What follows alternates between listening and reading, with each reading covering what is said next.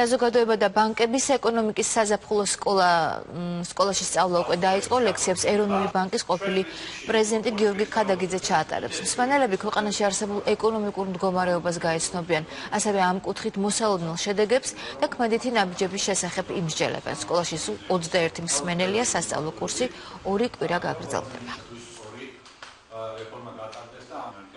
ალბათ ყველა იმთახდებით, რომ ეკონომიკური დოვლათის შექმნა, უმუშევრობის პრობლემის გადაწყვეტა, სოციალური პრობლემის გადაწყვეტა არის ყველაზე უფრო მნიშვნელოვანი საკითხი დღეს ჩვენ ქვეყანაში. არასამთავრობო ორგანიზაციების ხელმძღვანელებთან ერთად ვიმსჯელებთ ყველა აქტუალურ საკითხზე, რომელიც დღეს აწუხებს როგორც ჩვენ მოსახლეობას, ასევე ჩვენ ქვეყანას და არის ერთი სიტყვით რო ვთქვა, მთავარი გამოწვევა დღეს საქართველოში. არასამთავრობო ორგანიზაციის და მედიის გადამწყვეტილების მიმღები პირები აიმაღლებენ ეკონომიკურ განათლებას, ასევე შეისწავლენ სხვადასხვა ეკონომიკურ თეორიებს, იმსჯელებენ საქართველოს ეკონომიკურ განვითარებაზე, განიხილავენ ასევე პრაქტიკულ მაგალითებსაც, რაც ვფიქრობ ძალიან მნიშვნელოვანია მათთვისაც, რადგან ისინი, როდესაც ვთქვათ, შეხება ექნება მსგავს თემებთან, გაცილებით უფრო კომპეტენტურები იქნებიან. ძალიან მნიშვნელოვანია სხვადასხვა ექსპერტების მოსაზრებების მოსმენა იმასთან დაკავშირებით, თუ რა ხდება ეკონომიკაში.